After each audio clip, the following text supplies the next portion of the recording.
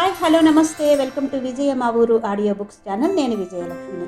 Friends, నవల స్రవంతిలో శ్రీ మంజరి గారి నవల హిట్ లిస్ట్ ఆడియోగా వినిపిస్తున్నాను కదా. మరి ఈరోజు హిట్ లిస్ట్ నవల ఆడియో 10వ భాగం వినిపించబోతున్నాను. మరి ఆలస్యం చేయకుండా కథలోకి వెళ్ళిపోదాం పదండి. సాయంకాలం 4 గంటలకు 6 అమ్మాయిలు కావాలి. వ్యభిచార వృత్తి చేసుకునే వాళ్ళ నుంచి కాస్త బాగున్న అమ్మాయిల్ని ఎన్నిక చెయ్యి. కొద్ది రోజుల పాటు వాళ్ళు మన కోసం పని చేయాలి. రోజుకు 100 ఇస్తామని చెప్పు. హెడ్ కానిస్టేబుల్ తలూపి అడిగాడు. స్టేషన్కి తీసుకురమ్మంటారా? అవును చెప్పాడు భరద్వాజ్.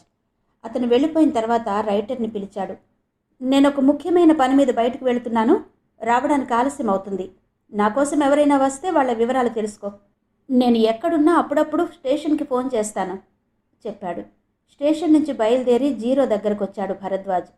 జీరో అతని కోసమే ఎదురు చూస్తున్నాడు. ఇద్దరు స్టేషన్ నుంచి బయలుదేరి రవి చిట్స్ అండ్ ఫైనాన్స్కు వెళ్లారు. ప్రొపరేటర్ని కలుసుకుని వచ్చిన పనిని చెప్పాడు భరద్వాజ్. అతను కావాలనే యూనిఫామ్ వేసుకుని వచ్చాడు. ప్రొపరేటర్ సిబ్బందిని తన రూములోకి పిలిచాడు. వాళ్ళందరినీ ఓసారి పరిశీలనగా చూశాడు. సుబ్బారావుని మీరు దగ్గరగా చూశారు. అతని పోలికలు కరెక్ట్గా చెప్పిన వారికి మంచి బహుమతి ఇవ్వబడుతుంది చెప్పాడు. సన్నగా చామన ఛాయ ఒకతను చెప్పబోయాడు. జీరో అతన్ని వారించి అన్నాడు. నోటితో పోలికలు చెప్పడం కాదు, మీరు నిత్యం ఎంతో మందిని చూస్తుంటారు. ఒక్కో వ్యక్తిని చూస్తుంటే అతను ఫలానా మనిషిలా ఉన్నాడని మీకు అనిపిస్తుంది. అదేవిధంగా ఇతను సుబ్బారావులో ఉన్నాడని అనిపించిన మనిషిని ఎక్కడైనా చూశారా? వాళ్ళంతా అయోమయంగా చూశారు. భరద్వాజ్ మాత్రం జీరో వంక ఆసక్తిగా చూస్తున్నాడు. దగ్గర పోలికలు అన్నదమ్ముల్లో కనిపిస్తాయి. అంతేకాదు, పిల్లల్లో తల్లిదండ్రుల పోలికలుంటాయి. శరీర నిర్మాణంలో తేడా ఉన్న మొహం చూసి తల్లి పోలిక లేదా తండ్రి పోలిక అని చెప్పగలుగుతాం. అంతా ఆలోచనల్లో మునిగిపోయారు. అరగంట సమయం భారంగా కదిలింది. తన ఆలోచన ఫలిస్తుందని జీరో అనుకున్నాడు. అతను అలా అనుకోవడానికి ఒక కారణం ఉంది. చనిపోయిన గుప్తా పోలికలు భరద్వాజులో ఉన్నాయి. అతన్ని చూసిన మరుక్షణమే ఆ విషయం గమనించాడు. వయస్సులోనూ మీసకట్టులోనూ కొద్దిపాటి తేడాలున్నా ఎంతో నిశితంగా పరిశీలిస్తే తప్ప వాటిని గుర్తించడం కష్టం. గుప్తాని చూసి 1 సంవత్సరం తర్వాత భరద్వాజను చూస్తే అతనే గుప్తా అనుకుంటారు. సుబ్బారావు పోలికలు గల ఫోటో ఒకటి నేను చూశాను ఒక ఉద్యోగి చెప్పాడు. ఎక్కడ అడిగాడు జీరో. అదే గుర్తుకు రావడం లేదు చెప్పాడు అతను. ఆలోచించి చెప్పండి, తొందరేం లేదు. అరగంట తర్వాత ఫోటో తీయించడానికి ఒక స్టూడియోకి వెళ్ళాడు అతను. అక్కడ షోకేస్లో పెట్టిన ఫోటోల్లో ఉంది. భరద్వాజ్ అతన్ని తీసుకుని ఆ స్టూడియోకి వెళ్ళాడు. గంట తర్వాత పెద్ద ఫోటో ఒకటి ప్యాక్ చేసి తెచ్చాడు. జీరో ప్యాకింగ్ విప్పి ఫోటో చూసి దాన్ని ప్రొపరేటర్ ముందుకు తోశాడు. అతను దానిని చూసి తలూపి అన్నాడు. అదే మొహం, కానీ సుబ్బారావు సన్నగా కొంచెం చిక్కినట్టుంటాడు. ఆ ఉద్యోగికి 1000 రూపాయలు ఇచ్చాడు జీరో. అక్కడి నుంచి బ్రహ్మయ్య దగ్గరకు వెళ్లారు. అతను ఫోటో చూసి చెప్పాడు.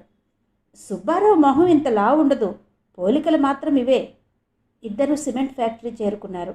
సన్యాసిరావుకి ఫోటో చూపించారు. అతను కూడా అదే అభిప్రాయం వ్యక్తం చేశాడు. వాళ్ళు ఉత్సాహంగా వెనక్కి తిరిగారు.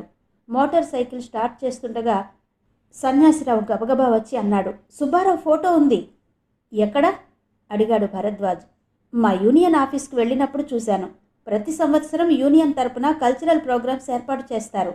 గత సంవత్సరం ప్రోగ్రామ్స్ సందర్భంగా తీసిన ఫోటోలు ఆల్బంలో ఉన్నాయి. ఒక ఫోటోలో సుబ్బారావు ఉన్నాడు చెప్పాడు సన్యాసిరావు. ముగ్గురు వాళ్ళ యూనియన్ ఆఫీస్కి వెళ్లారు. ఆల్బమ్ తీసుకుని అందులో నుంచి ఒక ఫోటో తీశాడు సన్యాసిరావు. స్టేజ్ మీద జరుగుతున్న ఒక కార్యక్రమాన్ని వెనక నుంచి తీసినప్పుడు ముందు వైపు కూర్చున్న ప్రేక్షకులు ఫోటోలోకి వచ్చారు. అందులో ఉన్నాడు సుబ్బారావు. యూనియన్ వాళ్ళ అనుమతితో ఆ ఫోటో తీసుకున్నారు. అక్కడి నుంచి ఒక ఫోటో స్టూడియోకి వెళ్లారు. ఫోటోగ్రాఫర్ని పిలిచి తమకి ఏం కావాలో చెప్పి యూనియన్ ఆఫీస్ నుంచి తెచ్చిన ఫోటో ఇచ్చారు. కొద్ది గంటల్లో సుబ్బారావు ఫోటో కాపీలు వాళ్ళ చేతికొచ్చాయి. అవి తీసుకుని స్టేషన్కి చేరుకున్నారు జీరో, భరద్వాజులు. లోపల 6 అమ్మాయిలు కూర్చుని ఉన్నారు. భరద్వాజును చూసి లేచి నిలబడ్డారు. వాళ్ళని పిలిచి తను తెచ్చిన ఫోటో చూడమని ఇచ్చాడు. అందరూ చూసిన తర్వాత చెప్పాడు. మీకు కొన్ని బస్ స్టాప్లు కేటాయిస్తాను, మీరక్కడ నిలబడండి. ఈ ఫోటోలోని వ్యక్తి ఏదో బస్ స్టాప్కి వస్తాడు. అతను మిమ్మల్ని పలకరిస్తాడు. అతను పలకరించకపోతే మీరే అతన్ని ఆకర్షించడానికి మీ పద్ధతిలో ప్రయత్నించండి. అతను తన రూమ్కి రమ్మంటాడు లేదా ఎక్కడికైనా వెళదామని అంటాడు.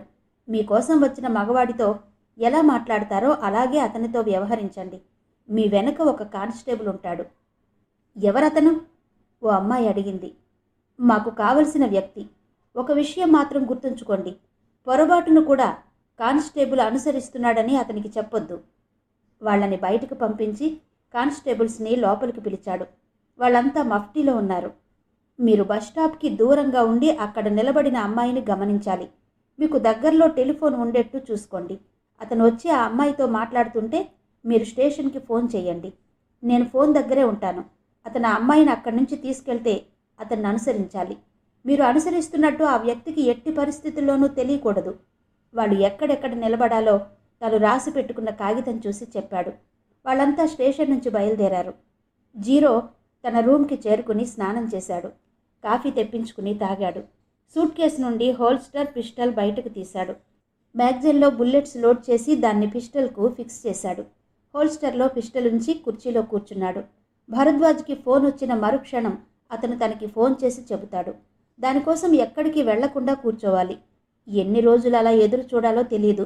తన అంచనా నిజమైతే ఈ పాటికి స్థిరుడు తన నివాసం నుండి బయటకు రావాలి. అదే సమయానికి భరద్వాజ్ స్టేషన్లో కూర్చున్నాడు. అతని టేబుల్ మీద ఫోన్ ఉంది. అది మోగినప్పుడల్లా అతనే రిసీవర్ ఎత్తుతున్నాడు. సాధారణంగా ఫోన్ రైటర్ దగ్గర ఉంటుంది. చాలా వాటికి రైటర్ సమాధానం చెబుతాడు. భరద్వాజ్ మాట్లాడాల్సిందైతే ఫోన్ తెచ్చిస్తాడు. భరద్వాజ్ అన్యమనస్కంగా రొటీన్ వర్క్ చూస్తున్నాడు. ఒకసారి లోపలికి వెళ్ళి లాకప్ రూమ్స్ చూశాడు. వాటి నుంచి చెడ్డ వాసన వస్తోంది. రైటర్ని పిలిచి మందలించి వెంటనే ఫినాయిల్తో కడిగించమని చెప్పాడు. అతను కదలకుండా స్టేషన్లో కూర్చోవడం వల్ల సిబ్బంది కాలుగాలిన పిల్లుల్లా రోడ్డు మీద తిరుగుతున్నారు. ఏ పని చేస్తున్నా భరద్వాజ్ కళ్లల్లో స్థిరుడి ఫోటో కదులుతోంది. అతని కళ్లలో అమాయకత్వం కనిపిస్తోంది. అతనిలో క్రూరమైన ఆలోచనలున్నట్టు, ఇన్ని హత్యలు అతనే చేసినట్టు ఫోటో చూసిన తర్వాత నమ్మడం కష్టం. తను ఏర్పాటు చేసిన అమ్మాయిల్లో ఎవరినైనా అతను కాంటాక్ట్ చేస్తాడా? ఇప్పుడు అతను ఏం చేస్తుంటాడు? వీళ్ళిద్దరూ తన గురించి ఆలోచిస్తున్న సమయంలో స్థిరుడు కృష్ణా కాలువ ఒడ్డున చెట్టు కింద కూర్చుని ఉన్నాడు. 4 మేస్త్రీలు 10 మంది కూలీలు స్నానఘట్టం కట్టే పనిలో ఉన్నారు. వాళ్ళు వంచిన నడుము ఎత్తకుండా చురుగ్గా పనిచేస్తున్నారు. 2 రోజుల నుంచి చేస్తున్న ఆ పని ముగింపు దశలో ఉంది. సూర్యాస్తమయమైనా పని పూర్తి చేయాలనే పట్టుదల వల్ల ఎవ్వరూ కదల్లేదు. కాలువ పక్కనున్న రోడ్డుకి అవతలి వైపు ఒక చిన్న పల్లె ఉంది. ఆ పల్లెలో కూలీ నాలి చేసుకునే వాళ్ళు అధికం. వాళ్ళు కాలువలోని నీళ్లు ఉపయోగించుకోవడానికి ఆ స్నానఘట్టం ఉపయోగపడుతుంది. సాయంకాలం కూర్చుని కాలక్షేపం చేయడానికి వీలుగా కడుతున్నారు. స్నానఘట్టానికి 2 వైపులా పెద్ద పెద్ద అరుగులు నిర్మించారు. ఒక్కొక్క అరుగు మీద దాదాపు 10 మంది పడుకోవచ్చు. ఆ అరుగు ముందు చెట్లు నాటి వాటిని పశువులు తినకుండా చుట్టూ ముళ్ళ కంచె అమర్చారు. అరుగుల పక్కన 2 స్తంభాలు నిర్మించి పైన ఇనుప తీగలతో ఆర్చిలా కట్టి దానిని సిమెంటుతో తీర్చిదిద్దారు. ఒక మేస్త్రి ఎత్తుబల్ల వేసుకుని అక్షరాలు రాస్తున్నాడు. పని పూర్తి చేసి మేస్త్రి వచ్చి అడిగాడు, సిమెంటు ఇటుక మిగిలింది, ఏం చేయమంటారు? పల్లెవాసుల వైపు తిరిగి చెప్పాడు స్థిరుడు. మీకు కావాలంటే తీసుకెళ్ళండి. వాళ్ళు వాటిని తీసుకెళ్లే పనిలో మునిగిపోయారు. తాపీ పనివారికి ఇవ్వాల్సిన డబ్బు ఇచ్చాడు స్థిరుడు. చివరిగా వెళ్ళడానికి లేచి బ్యాటరీ లైట్తో ఆర్చి మీదున్న అక్షరాలు చదివాడు. నరసింహం కమలమ్మల కుమారుడు వాళ్ల జ్ఞాపకార్థం నిర్మించినది. మొదటి రోజు తన రూమ్లో కూర్చుని ఎదురు చూశాడు జీరో. 2వ రోజు స్టేషన్కి వెళ్ళి భరద్వాజ్తో పాటు కూర్చున్నాడు. ఇద్దరూ చాలాసేపు స్థిరుడి గురించి చర్చించారు. అతన్ని పట్టుకోవడానికి ఇంకేమైనా మార్గాలున్నాయేమోనని ఆలోచించారు. ఎంత ఆలోచించినా వాళ్ళకేమీ తట్టలేదు. రాత్రి 10 వరకు కూర్చుని ఇద్దరు హోటల్కి వెళ్ళి భోజనం చేశారు. 3వ రోజు రాత్రి అప్సరా థియేటర్ స్టాఫ్ నుండి రాత్రి 7 గంటలకు ఫోన్ వచ్చింది. భరద్వాజ్ రిసీవర్ అందుకుని చెప్పాడు, ఎస్ఐని మాట్లాడుతున్నాను. నమస్తే సార్, నేను అప్పారావును మాట్లాడుతున్నాను. ఏంటి విశేషాలు? అతను సిటీ బస్ ఎక్కడో ఆమె చూసిందట సార్ అని చెప్పాడు. నువ్వు అతన్ని అనుసరించలేదా? కంగుమని ప్రశ్నించాడు భరద్వాజ్. ఆమెను తీసుకెళ్తున్నప్పుడు అనుసరించమని చెప్పారు నసిగాడతను. రిసీవర్ నేలకేసి కొట్టాలన్నంత కోపం వచ్చింది అతనికి. తమాయించుకుని అడిగాడు, ఏ బస్ ఎక్కాడు? Number 3 sir. ఎంతసేపు అయింది? 5 నిమిషాలు అవుతోంది చెప్పాడతను. భరద్వాజ్ రిసీవర్ పెట్టేసి జీరోకి సైగ చేసి బయటకొస్తూ చెప్పాడు, స్థిరుడు ఇప్పుడే ఓ బస్సు ఎక్కాడట, ఆ రూట్లో వెళదాం. స్టేషన్ నుండి మోటార్ సైకిల్ బయలుదేరింది. అప్సరా థియేటర్ తర్వాత స్టాప్ పాత bus stand, government hospital, Kaleswara Rao market. Bharadwaj మెదడు చురుగ్గా ఆలోచిస్తోంది. సిటీ బస్సు ఎక్కి పాత బస్టాండ్ లేదా గవర్నమెంట్ హాస్పిటల్ దగ్గర దిగాలనుకునే వాళ్ళు దాదాపు ఉండరు. ఎందుకంటే వన్ వే ట్రాఫిక్ వల్ల బస్సు చుట్టూ తిరిగి వెళుతుంది. ఆ దారి కంటే నడిచి వెళ్లే దారి చాలా దగ్గర. అందుచేత అప్సరా థియేటర్ దగ్గర బస్సు ఎక్కిన ప్రయాణికుడు కాళేశ్వరరావు మార్కెట్ స్టాప్ నుండి మిల్క్ ప్రాజెక్టు వరకు ఎక్కడైనా దిగొచ్చు. ముందుగా కాళేశ్వరరావు మార్కెట్ స్టాప్కి వెళ్లారు. అక్కడి నుంచి మిల్క్ ప్రాజెక్టు వరకు వెళ్లారు. ఎక్కడా అతను కనిపించలేదు. భరద్వాజ్ ఊహించినట్టుగానే మార్కెట్ స్టాప్లో దిగాడు స్థిరుడు. గాంధీ స్కూల్ వైపు అడుగులు వేశాడతను. పోలీస్ స్టేషన్ వీధి దాటుతూ భరద్వాజ్ మోటార్ సైకిల్ మీద రావడం చూసి ఆగాడు. అది వన్ వే ట్రాఫిక్ అవడం వల్ల మోటార్ సైకిల్ అవతల వీధిలోకి తిరిగింది. భరద్వాజ్ వెనక ఎవరో కూర్చుని ఉండడం గమనించాడు. చిన్నగా నవ్వుకుని అక్కడి నుంచి కదిలాడు స్థిరుడు. స్టేషన్కి పంపించిన శవాన్ని చూసి సబ్ ఇన్స్పెక్టర్కి పిచ్చెక్కి ఉంటుంది. ఆ శవాన్ని స్టేషన్కి చేర్చేందుకు చాలా కష్టపడ్డాడు. శవం పెట్టే చెక్క పెట్టె కోసం మార్కెట్ అంతా గాలించాడు. చివరకు షాపు దగ్గర అది దొరికింది. దాన్ని ఇంటికి తెచ్చి అడుగున ఒత్తుగా గడ్డిపరిచి శవాన్ని పడుకోబెట్టాడు. పెట్టి కదిపితే శవం కూడా కదులుతుందనే అనుమానంతో ఖాళీల్లో పాత గుడ్డలు, న్యూస్ పేపర్లు ఉంచాడు. అక్కడి నుంచి భరద్వాజ్కి ఎలా పంపాలో అర్థం కాలేదు స్థిరుడికి. ఓ మినీ లారీని పట్టుకుని దానిలో పెట్టె వేసుకుని బస్టాండ్కి వచ్చాడు. అక్కడి నుంచి ఆటోలో పోలీస్ స్టేషన్కి పంపించాడు. శవాన్ని కనబడకుండా దాయడం కంటే పోలీస్ స్టేషన్కి పంపడం వల్ల ఆ శవాన్ని పోలీసులే అంత్యక్రియలు చేస్తారు. ఎన్ని పనులు చేసినా తనని పట్టుకుని వేలిముద్రలు తీసుకుని పరీక్షించే వరకు తనని ఏం చెయ్యలేరు. కొంత దూరం నడిచి వీడియో పార్లర్ వైపు వెళ్ళాడు. కౌంటర్లో తెలిసిన మనిషి కూర్చుని ఉన్నాడు. అతను పలకరింపుగా నవ్వాడు. బదులుగా నవ్వాడు స్థిరుడు. ఏ పిక్చర్ వేస్తున్నారు? జాకీచాన్ పిక్చర్, బాగుంటుంది చెప్పాడతను.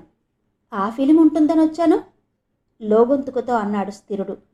ఈ మధ్య పోలీసు రైడ్స్ ఎక్కువయ్యాయి, అందుకని ఆ ఫిలిమ్స్ ఎవరూ వేయటం లేదు ఆలోచిస్తూ ఉండిపోయాడు స్థిరుడు. 2 రోజుల పాటు ఎక్కడికి కదలకుండా ఎటువంటి ఆలోచనలు చెయ్యకుండా ఉండడం వల్ల బోర్ కొట్టింది. కాసేపు అలా తిరిగి రావాలని వచ్చాడు. సిటీలోకి వచ్చిన తర్వాత అంతకుముందు తను చూసిన సినిమా చూడాలనే కోరిక కలిగింది. రోజు అటువంటి సినిమాలు ప్రదర్శించరని అతనికి తెలీదు. నా కోసం అటువంటి సినిమా చూపించగలరా? ఆలోచనల నుండి తేరుకుని అడిగాడు. ప్రదర్శన లేదనేసరికి చూడాలనే కోరిక అధికమైంది. అతను ఆశ్చర్యంగా చూశాడు. అదెలా వీలవుతుంది? కనీసం 100 మంది లేకపోతే ప్రదర్శన సాధ్యం కాదు. ప్రేక్షకుల్లో పోలీస్ ఇన్ఫార్మర్ ఉంటే మా పని గోవిందా. 100 మంది డబ్బు నేనిస్తాను చెప్పాడు స్థిరుడు. అతనేం చెబుతున్నాడో ఒక్క క్షణం అర్థం కాలేదు. అర్థమైన తర్వాత ఆలోచనలో పడ్డాడు. ఆ ఫిలిం ప్రదర్శించాలంటే ప్రత్యేకమైన చోటు ఉండాలి. అటువంటి చోటుంది. అయితే ప్రదర్శనకి కావలసిన పరికరాలు లేవు. 10 నిమిషాలు కూర్చోండి చెప్పాడతను. షాపులోని కుర్రవాడిని పిలిచి ఏదో చెప్పాడు. అతను రిక్షా పిలిచి అందులో పోర్టబుల్ టెలివిజన్ పెట్టుకుని వెళ్ళాడు. అరగంటలో ఏర్పాట్లు పూర్తయ్యాయి. స్థిరుడు వీడియో పార్లర్ యజమానికి 1000 రూపాయలు ఇచ్చాడు. ఆ కుర్రవాడు గతంలో ప్రదర్శన ఏర్పాటు చేసిన చోటుకి కాకుండా మరో చోటుకి తీసుకెళ్లాడు. తలుపు గడియ పెట్టి టీవీ ఆన్ చేశాడు. సినిమా మొదలైంది. స్థిరుడు సిగరెట్ వెలిగించుకుని సినిమా చూడ్డంలో మునిగిపోయాడు. 30 గంట తర్వాత సినిమా అయిన తర్వాత తలుపు చప్పుడైంది. కుర్రవాడు వెళ్ళి ఓరగా తలుపు తెరిచి చూశాడు. పెద్ద చప్పుడుతో తలుపు తెరుచుకుంది. ఒక పోలీసు లోపలికొచ్చాడు. అతని దృష్టి కొన్ని క్షణాల పాటు టీవీ మీద నిలిచింది. లోపల ఇద్దరే ఉండడం చూసి అతను ఆశ్చర్యపోయాడు. ఏం చేస్తున్నారు ఇక్కడ? ఆశ్చర్యం నుంచి తేరుకుని అడిగాడు పోలీస్. ఇద్దరూ మాట్లాడలేదు. స్టేషన్కి నడవండి చెప్పాడు. మౌనంగా నిలబడ్డ స్థిరుణ్ణి అడిగాడు. నీ పేరేంటి? సుబ్బారావు. ఏం చేస్తావు? నాది కత్తిపూడి. మా బావగారిని చూడ్డానికి వచ్చాను చెప్పాడు. బావను చూడ్డానికి వచ్చి ఈ ఫిలిం చూస్తున్నావా? మీ బావ ఏం చేస్తాడు? వ్యంగ్యంగా అడిగాడు పోలీస్. రైస్ మిల్లులో పనిచేస్తాడు. మీ ఇల్లెక్కడా? కృష్ణలంకలో. స్థిరుడి చెయ్యి ప్యాంటు జేబులోకి వెళ్ళింది. 200 నోట్లు బయటకు తీసి అతని చేతిలో పెట్టాడు. నువ్వెళ్ళు నోట్లు జేబులో పెట్టుకుని స్థిరుడితో చెప్పాడతను. అతని కోసమే మెదడు బద్దలు కొట్టుకుని ఓ పథకం రూపొందించి స్టేషన్ సిబ్బంది దానికోసం పంపించారని, తన స్టేషన్ సబ్ ఇన్స్పెక్టర్ అతని ఆచూకీ కోసం 3 రోజుల నుంచి నిరీక్షిస్తున్నాడని అతనికి తెలీదు. 2 రోజుల క్రితం సమను అమలు చేయడానికి విశాఖపట్నం వెళ్ళి అతను అప్పుడే వచ్చాడు. అక్కడ ఆ ఫిలిం ప్రదర్శిస్తున్నారని తెలిసి స్టేషన్కి వెళ్లకుండా అటొచ్చాడు. వచ్చినందుకు ఫలితం దక్కింది. స్థిరుడు బయటకొచ్చి చకచకా నడవసాగాడు. ఒక సిటీ బస్ ఎక్కి ఊపిరి పీల్చుకున్నాడు. లీలామహల్ దగ్గర దిగి బస్టాప్ వైపు యథాలాపంగా చూశాడు. ఒక అమ్మాయి ఒంటరిగా కనిపించింది. అప్పటికి 9 కూడా కాలేదు సమయం. అతని మనసు ఆమె వైపు మళ్ళింది. బస్టాప్ దగ్గరకు నడిచి ఆమెకు కాస్త ఎడంగా నిలబడ్డాడు. ఆమె అతన్ని గుర్తుపట్టింది. వెంటనే గుండెలు వేగంగా కొట్టుకోసాగాయి. భయం శరీరమంతా పాకింది. మెదడు పనిచేయడం మానేసింది. అతను ఎటువంటి వాడో తెలియకపోయినా పోలీసులు పట్టుకోవడానికి ప్రయత్నిస్తున్నారంటే ప్రమాదకరమైన వ్యక్తి అని ఊహించింది. రోడ్డు అవతల ఒక షాపు వైపు చూసింది. అంతవరకు అక్కడ కూర్చున్న కానిస్టేబుల్ కనిపించలేదు. ఆందోళనగా షాపులన్నీ పరికించి చూసింది. అతను టీ కొట్టు దగ్గర టీ తాగుతూ ఎవరితోనో మాట్లాడుతున్నాడు. అతన్ని ఎలా హెచ్చరించాలో ఆమెకు అర్థం కాలేదు. తీవ్రంగా ఆలోచిస్తూ తన పక్కన నిలబడ్డ స్థిరుణ్ణి చూసి చిన్నగా నవ్వింది. అతను అప్రయత్నంగా ఆమె పక్కకి జరిగాడు. ఎక్కడికి వెళ్తున్నారు? భయాన్ని గుండెల్లో అదిమి పెట్టుకుని నవ్వుతూ అడిగింది. అలా అడిగిన తర్వాత తను అంత చక్కగా నటించినందుకు మనసులోనే ఆశ్చర్యపోయింది. నేను నీకు తెలుసా? అడిగాడతను. మీ పేరు రాజారావు కదూ? అడిగింది. అపరిచితులతో మాటలు కలపడానికి ఆమె ఉపయోగించే ట్రిక్ అది. అతను మౌనంగా తలూపాడు. నన్ను గుర్తుపట్టలేదా? ఆమె అడిగింది. గుర్తుపట్టాను. అప్పటికే కానిస్టేబుల్ టీ తాగి సిగరెట్ వెలిగించుకుంటున్నాడు. అతను తన వైపు చూసే వరకు మాటలు పొడిగించాలి. అయితే నా పేరు చెప్పుకోండి చూద్దాం. ముత్యాలు. నోటికొచ్చిన పేరు చెప్పాడతను. ఈ మధ్య రావడం మానేశారే? ఊరెళ్ళాను చెప్పాడు ఆలోచిస్తూ. ఆమెను తనెప్పుడూ చూడలేదనే విషయం అతనికి తెలుసు. పేరు ముత్యాలు అని చెప్పినప్పుడు ఆమె ఎందుకు ఖండించలేదో అతనికి అర్థం కాలేదు. కానిస్టేబుల్ తన వైపు చూడడం గమనించి అడిగింది. మా ఇంటికి పోదామా? వద్దు. ఏ? నా రూమ్కి వెళదాం చెప్పాడతను. ఆమె అంగీకారంగా తలూపింది. అతను ఆటో పిలిచాడు. ఇద్దరూ అందులో బయలుదేరారు. కానిస్టేబుల్ ఫోన్ అందుకుని స్టేషన్కి రింగ్ చేశాడు. ఎంగేజ్డ్ శబ్దం వచ్చింది. కట్ చేసి మళ్ళీ రింగ్ చేశాడు. అవతల ఫోన్ బిజీగా ఉంది. రోడ్డు అవతల బస్టాప్ వద్ద ఆ వ్యక్తి ఆటోని పిలవడం కనిపించింది. కానిస్టేబుల్ మరోసారి రింగ్ చేశాడు. ఏం చెయ్యాలో అతనికి అర్థం కాలేదు. ఆమెను తీసుకెళ్తున్న విషయం ఫోన్ చేసి చెప్పి వాళ్ళని అనుసరించమని ఎస్ఐ చెప్పాడు. ఫోన్ కోసం కూర్చుంటే ఆటో బయలుదేరి వెళ్ళిపోతుంది. ఆటోని అనుసరించి అది ఎక్కడికి వెళుతుందో చూసిన తర్వాత స్టేషన్కి ఫోన్ చేస్తే ఎస్ఐ తనని తిడతాడా? ఒకవేళ తను ముందుగా ఫోన్ చేసి అతను తీసుకెళ్తున్న విషయం చెప్పినా వాళ్ళు ఎక్కడికి వెళుతున్నారో తెలియదు కాబట్టి ఎస్ఐ చేసేదేం లేదు. ఈ విధంగా ఆలోచించి చివరికి ఆటోని అనుసరించాలని నిర్ణయించుకున్నాడు. బస్టాప్ నుంచి వచ్చిన వాళ్ళు ఎక్కిన ఆటో కదిలింది. కానిస్టేబుల్ ఒక ఆటో ఎక్కి చెప్పాడు. తిన్నగా పోనివ్వు. ఎక్కడికి వెళ్ళాలి? తాపీగా అడిగాడు డ్రైవర్.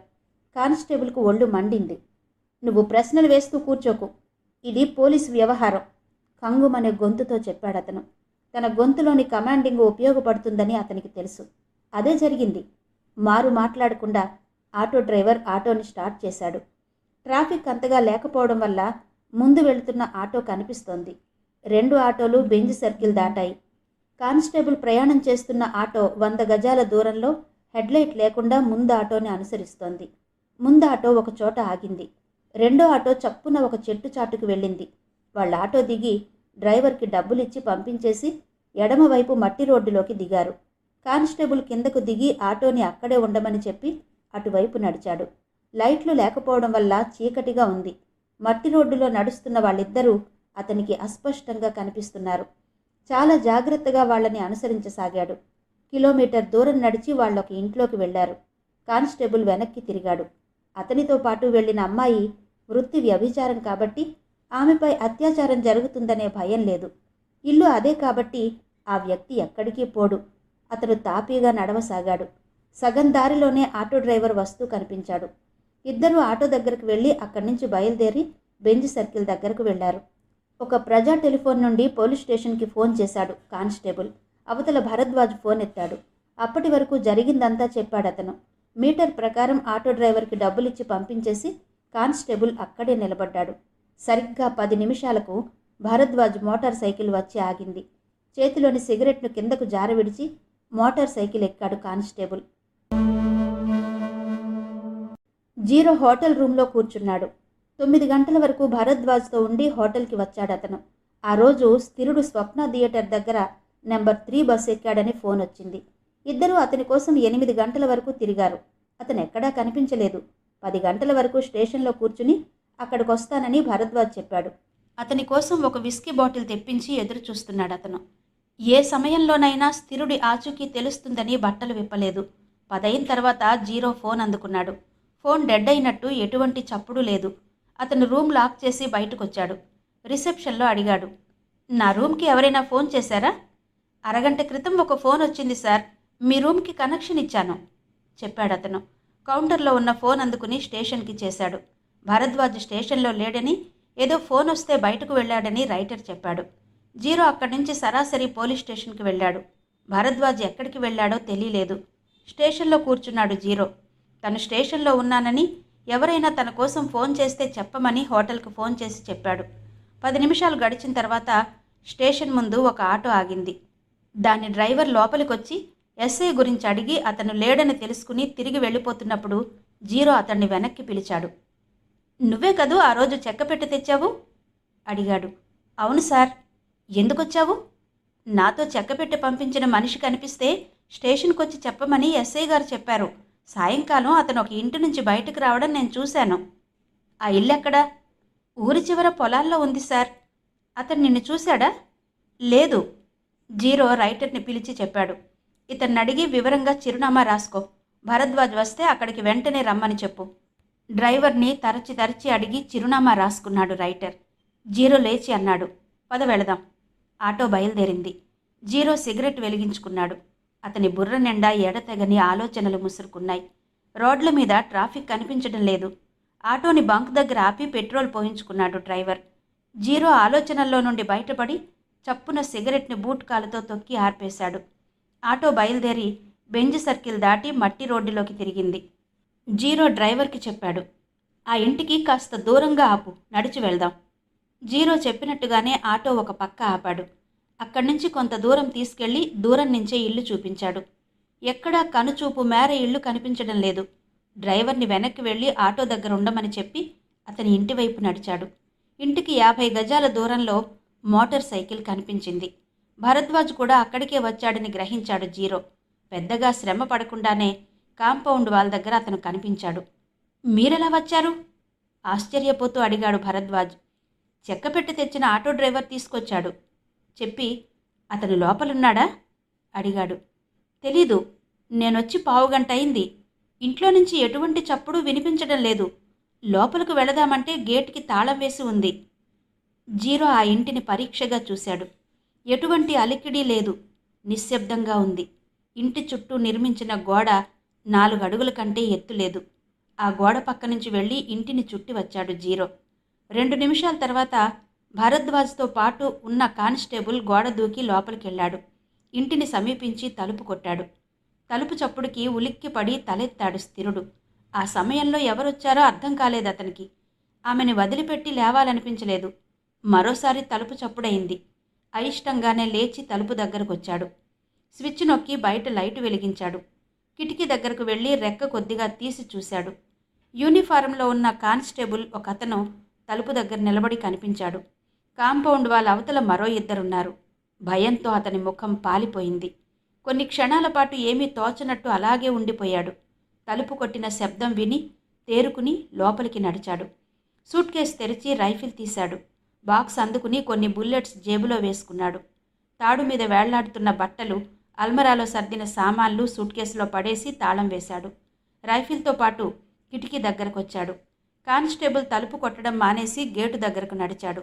పెద్ద రాయి అందుకుని తాళం కప్పని కొట్టసాగాడు. గేటు తెరుచుకుంటే బయట నిలబడిన వాళ్ళు కూడా లోపలికి వస్తారని గ్రహించి కిటికీ నుంచి బ్యారెల్ బయటకు పెట్టి గురి చూసి కానిస్టేబుల్ని కాల్చాడు.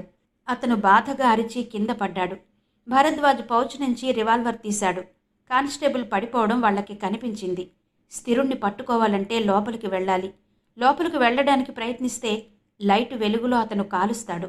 తన రివాల్వర్తో బల్బుని షూట్ చేశాడు. ఆ నిశ్శబ్ద వాతావరణంలో రివాల్వర్ పెద్దగా చప్పుడు చేసింది. బల్బు పగిలిపోయి చీకటి అలముకుంది. ఇద్దరూ నిలబడిన చోటు నుండి పక్కకు వెళ్ళి గోడ దాటారు. స్థిరుడి రైఫిల్ నుంచి శబ్దం రాకపోయినా అతను కిటికీ నుంచి కాల్చాడని గ్రహించారు. భరద్వాజ్ కిటికీ వైపు తన రివాల్వర్ తిప్పి ట్రిగ్గర్ నొక్కాడు. తోటా కిటికీ రెక్కకు తగిలింది. మరుక్షణం స్థిరుడి రైఫిల్ నుంచి వెలువడిన బుల్లెట్ భరద్వాజ్ భుజంలోకి దూసుకుపోయింది. అతని చేతిలోని రివాల్వర్ జారిపోయింది. ఎడమ చేత్తో భుజాన్ని గట్టిగా పట్టుకుని గోడకి చేరబడ్డాడు. నిప్పు కణిక కండరంలోకి దూచుకెళుతున్నట్టు నరాలు తోడేస్తున్న బాధ.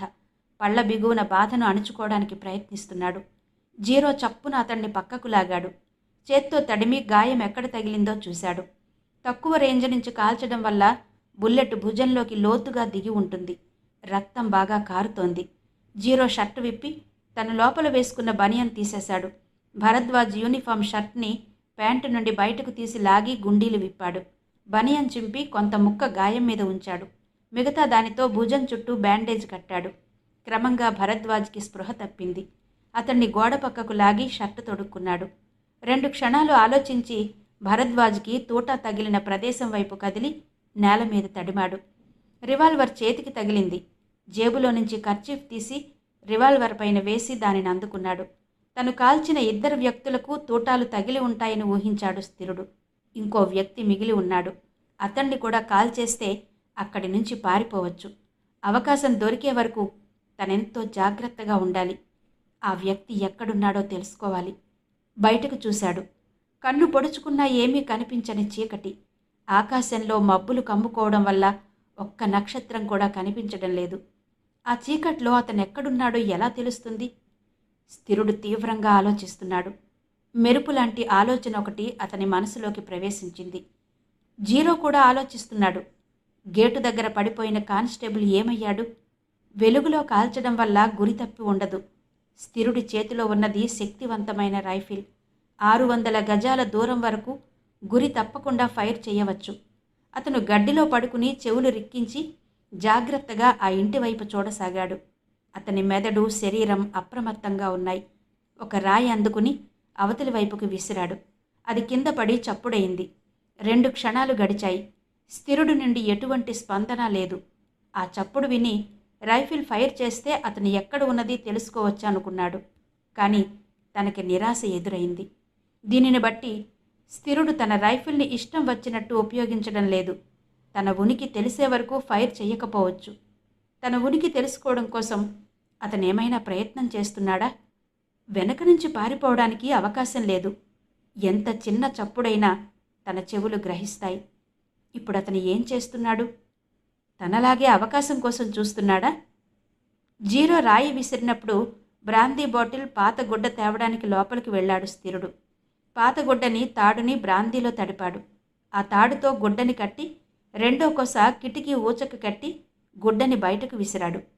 అది కింద పడిన తర్వాత కిటికీకి కట్టిన కొన విప్పి దానిని కొద్దిగా లోపలకు లాక్కున్నాడు. ఆ కొసని అగ్గిపుల్లతో వెలిగించి రైఫిల్ పట్టుకుని రెడీగా నిలబడ్డాడు. జీరో చెవులు రిక్కించాడు. నేల మీద ఏదో పడినట్టు చిన్నగా చప్పుడైంది. స్థిరుడు ఏదో విసిరాడు. ఏంటది? కిటికీ నుంచి ఒక వెలుగు కిరణం ముందుకు పాకడం కనిపించింది.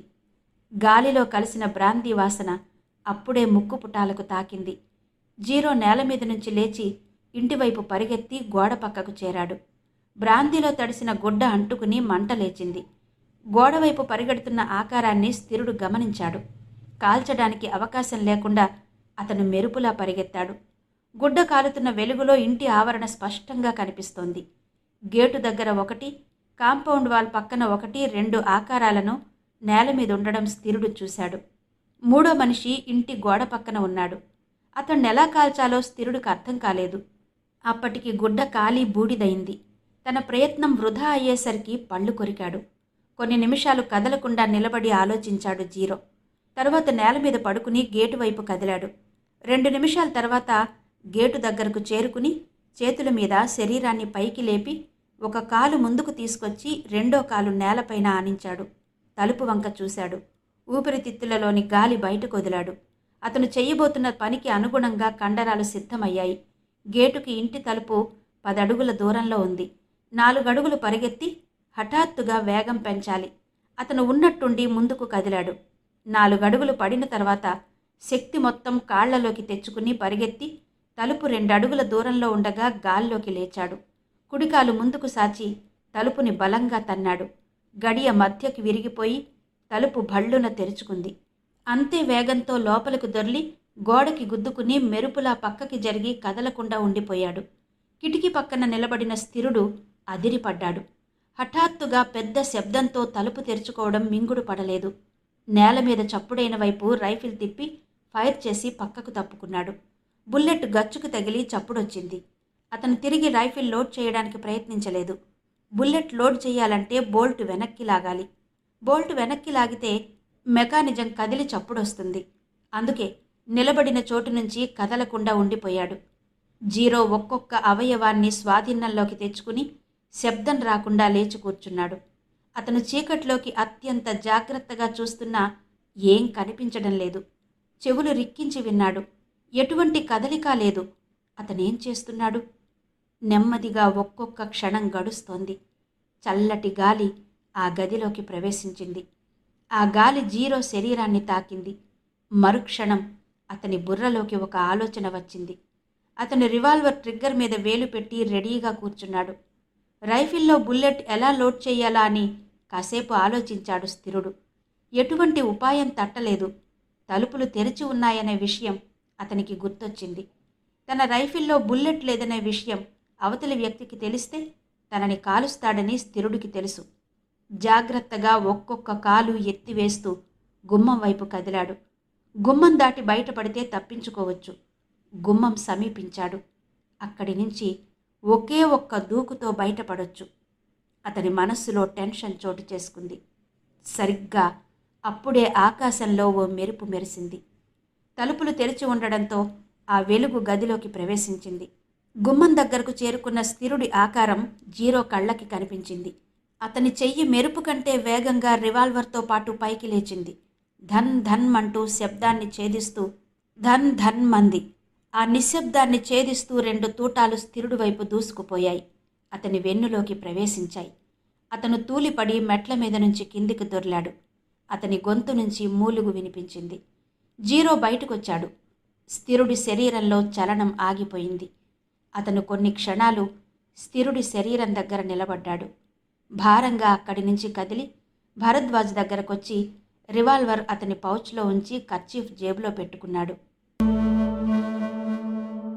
Vijayawada railway station platform number 4 చివర ఓ బెంచి మీద కూర్చుని ఉన్నాడు జీరో. అతని కాళ్ల దగ్గర సూట్ కేసు ఉంది. ఇంటెలిజెన్స్ డైరెక్టర్ ఇచ్చిన 10 రోజుల పర్మిషన్ ఆ రోజుతో అయిపోయింది. ఆ విషయం గుర్తు చేస్తూ బయలుదేరి రమ్మని ఆ రోజు ఫోన్ చేసి చెప్పాడాయన. అతనికి విజయవాడలో పని లేకపోవడంతో వెంటనే ప్రయాణమయ్యాడు. జీటీ ఎక్స్ప్రెస్ రావడానికి ఇంకా సమయం ఉంది. సిగరెట్ వెలిగించాడు. ఢిల్లీ చేరాక 2 పనులు చెయ్యాలి. ఒకటి యాస్మిన్ని చూసి రావడం, 2 గుప్తా కుటుంబాన్ని పరామర్శించి రావడం. జీరో కళ్ళకి భరద్వాజ్ రావడం కనిపించింది. అతడి కుడి చెయ్యి కదలకుండా బ్యాండేజ్ క్లాత్తో మెడకి వేలాడుతోంది. డాక్టర్లు ఆపరేషన్ చేసి భుజం నుండి బుల్లెట్ తీశారు. బుల్లెట్ లోతుగా దూసుకెళ్లినా అదృష్టవశాత్తు చేతికి ఎటువంటి ప్రమాదం కలగలేదు. కొద్ది రోజులు చెయ్యి కదల్చకుండా మందులు వాడితే గాయం తగ్గిపోతుంది. బుల్లెట్ తగిలిన కానిస్టేబుల్ అక్కడే మరణించాడు. సర్వీస్ ఉన్నంత వరకు అతని జీతం కుటుంబానికి ఇస్తారు. అంతేకాకుండా అతని భార్యకి ఉద్యోగం ఇస్తారు. మిమ్మల్ని డాక్టర్లు కదలొద్దంటే ఎందుకొచ్చారు? భరద్వాజ్ని అడిగాడు జీరో. బదులుగా నవ్వాడతను. అతని మొహం నీరసంగా ఉంది. రక్తం పోవటం వల్ల కోలుకోవడానికి కొన్ని రోజులు పడుతుంది. స్థిరుడు కాల్చిన బుల్లెట్ గురి తప్పిందో లేక సరిగ్గానే తగిలిందో తెలీదు. కానీ చేతి మీద కాకుండా మరో చోట తగిలితే ప్రమాదం ఎక్కువగా ఉండేది. భరద్వాజ్ అతని పక్కన కూర్చున్నాడు. మీరు విజయవాడ రావడం వల్ల ముఖ్యమైన ప్రాబ్లం ఒకటి సాల్వ్ అయింది. మీరు వెళుతుంటే విచారంగా ఉంది చెప్పాడు భరద్వాజ్. తల అడ్డంగా ఊపి అన్నాడు జీరో. నిజం చెప్పాలంటే స్థిరుడి కేసులో మీరు కష్టపడ్డారు. మీరన్నీ సిద్ధం చేసి పెడితే నేను సలహా మాత్రం ఇచ్చాను. ఆ సలహా పనికొచ్చింది. కాబట్టి క్రెడిట్ అంతా నాదే అంటే ఎలా? అన్నాడు జీరో. నా మనసులో ఓ అనుమానం మిగిలిపోయింది సంశయంగా అన్నాడు. ఏంటది? స్థిరుణ్ణి పట్టుకునే అవకాశం మీకు రాలేదా? అతని మనసులో చాలా అనుమానాలున్నాయి. అవన్నీ జీరో ముందు బయట పెట్టదలుచుకోలేదు. ఆపరేషన్ చేయడానికి ముందు పోలీస్ సిబ్బంది హాస్పిటల్కి వచ్చారు. తన బెల్ట్, రివాల్వర్తో పాటు పౌచ్ రైటర్కి ఇచ్చాడు భరద్వాజ్. అతను రివాల్వర్ మెగ్జిన్ తెరిచి 2 బుల్లెట్లు మాత్రమే ఉన్నాయని చెప్పాడు. 2 బుల్లెట్లు తను ఫైర్ చేశాడు.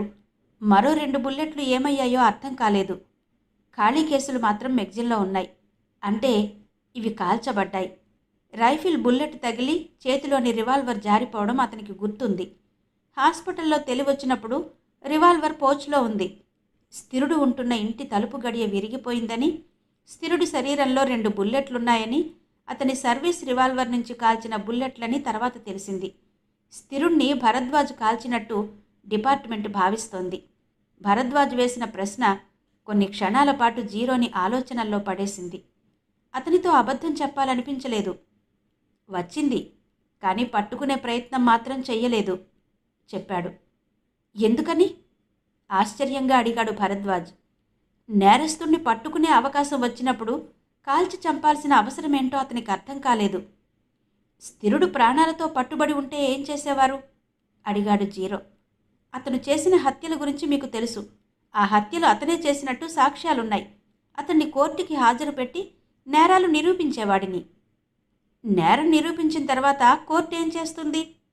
శిక్షిస్తుంది చెప్పాడు మరింత ఆశ్చర్యంగా భరద్వాజ్. ఏ శిక్ష పడుతుంది? నిస్సందేహంగా ఉరిశిక్ష పడుతుంది. ఇదంతా జరగడానికి ఎంతకాలం తీసుకుంటుంది? అడిగాడు జీరో. 3-4 సంవత్సరాలు పడుతుంది భరద్వాజ్ ముఖంలోకి నిర్లిప్తంగా చూసి అన్నాడు జీరో. కాదు, ఇంకా ఎక్కువ సమయం పడుతుంది. అంతవరకు అతను జైలు గోడల మధ్య ప్రతి క్షణం పిచ్చెత్తించే జ్ఞాపకాలతో నరకం అనుభవిస్తాడు. కోర్టులో లాయర్లు అడిగే ప్రశ్నలతో చిత్రవధ చెయ్యబడతాడు. అంతా చేసి చివరికి ఉరి తీస్తారు. స్థిరుడు తన 25 సంవత్సరాల జీవితాన్ని అత్యంత దుర్భరంగా గడిపాడు. అటువంటి మనిషి జీవితం ఓ క్షణం పొడిగించినా అది అతనికి ఏమాత్రం ఉపయోగపడదు. మీ మనసులో ముసురుకున్న అనుమానాలు నాకు తెలుసు. మీ సర్వీస్ రివాల్వర్తో నేను కాల్చడం అనే దాని గురించి శోధించవద్దు. విదేశీ ఆయుధం, ముఖ్యంగా బిట్టు నుంచి సేకరించిన రైఫిల్ కలిగి ఉన్నాడనే కారణంగా నా పిస్టల్తో స్థిరుణ్ణి కాల్చి ఉండేవాడిని. అలా చేయకుండా మీ రివాల్వర్ మీద నా వేలి ముద్రలు పడకుండా జాగ్రత్త పడుతూ స్థిరుణ్ణి కాల్చడానికి ఒక కారణం ఉంది. ఆ కారణమేంటో నాకు చెప్పకూడదా? అడిగాడు భరద్వాజ్. ఇంతలో జీరో ఎక్కాల్సిన రైలు ప్లాట్ఫామ్కి వచ్చింది. అరగంట సమయం అక్కడ ఆగుతుంది. జీరో లేచి నిలబడి అన్నాడు, మనం చివరిసారిగా కలిసి టీ తాగుదాం. భరద్వాజ్ కూడా లేచాడు. ఇద్దరూ క్యాంటీన్ వైపు నడిచారు. టీ తీసుకోండి, మీకు మంచి న్యూస్ చెప్తాను అన్నాడు జీరో. భరద్వాజ్ మాట్లాడకుండా కౌంటర్ దగ్గరకు వెళ్ళి 2 గ్లాసులతో టీ తెచ్చాడు. టీ తాగడం అయిన తర్వాత ఇద్దరూ బయటకొచ్చారు. క్యాంటీన్ పక్కనే ఉన్న పబ్లిక్ టెలిఫోన్ చూసి అడిగాడు zero. Wireless station phone number ఉందా? ఉంది చెప్పాడు భరద్వాజ్. వైర్లెస్ స్టేషన్కి ఈరోజు పోలీస్ కమిషనర్కి హైదరాబాద్ నుండి ఏదైనా మెసేజ్ వచ్చిందేమో కనుక్కోండి. భరద్వాజ్ విస్మయంగా జీరో ముఖంలోకి చూసి ఫోన్ వైపు నడిచాడు. 2 నిమిషాలు ఫోన్లో మాట్లాడి జీరో దగ్గరకొచ్చాడు. అతని ముఖంలో అంతులేని ఆశ్చర్యం చోటు చేసుకుంది. నమ్మశక్యం కాని విషయం తెలిసినట్టు జీరో వంక చూశాడు. కంగ్రాచ్యులేషన్స్ చెయ్యి సాచి చెప్పాడు జీరో. ప్రొబేషన్ పీరియడ్ కంప్లీట్ కాకుండా ప్రమోషన్ ఎలా ఇస్తారు? జీరో చెయ్యి అందుకుని నెమ్మదిగా అడిగాడతను. అతను ఆ షాక్ నుండి తేరుకోలేదు. జీరో నవ్వి చెప్పాడు, 24 గంటల క్రితం మీ ప్రొబేషన్ పీరియడ్ కంప్లీట్ అయింది. మీలాంటి సమర్థుడైన యువ అధికారికి ప్రమోషన్ వచ్చినందుకు నాకు చాలా సంతోషంగా ఉంది. Now you are a circle inspector. ఇద్దరు ఫస్ట్ క్లాస్ కంపార్ట్మెంట్ దగ్గరకు వచ్చారు. ఆలోచనల నుంచి తేరుకుని భరద్వాజ్ అన్నాడు, ఎప్పుడో 10 సంవత్సరాల తర్వాత రావాల్సిన ప్రమోషన్ ఇప్పుడొచ్చింది. నాకు ప్రమోషన్ వస్తుందనే విషయం మీకు ముందే తెలుసా? భరద్వాజ్ వైపు అభిమానంగా చూశాడు జీరో. గుప్తా మరణించడం అనేది ఓ పీడ కళ అనిపిస్తోంది భరద్వాజ్ను చూస్తుంటే. జీరో కంపార్ట్మెంట్లోకి ఎక్కి గుమ్మం దగ్గర నిలబడ్డాడు. ట్రైన్ పెద్దగా కూత పెట్టి నెమ్మదిగా కదిలింది. కుడి చేతికి బ్యాండేజీ ఉండడం వల్ల అటెన్షన్ పొజిషన్కి వచ్చాడు భరద్వాజ్. విన్నారు కదా, అత్యంత ఉత్కంఠభరితంగా సాగిన శ్రీ మంజరి గారి హిట్ లిస్ట్ నవల ఆడియో. మరి ఇంతటితో ఈ నవల ముగిసింది. మరో చక్కటి నవలతో మళ్ళీ మీ ముందుకు వస్తాను. అయితే అంతకంటే ముందు మీరు చేయాల్సిన పని ఒకటి ఉంది కదా. ఈ నవల మీద, ఆడియో మీద మీ అభిప్రాయాలు కమెంట్స్లో తప్పకుండా తెలియజేస్తారని కోరుకుంటూ మీ విజయలక్ష్మి.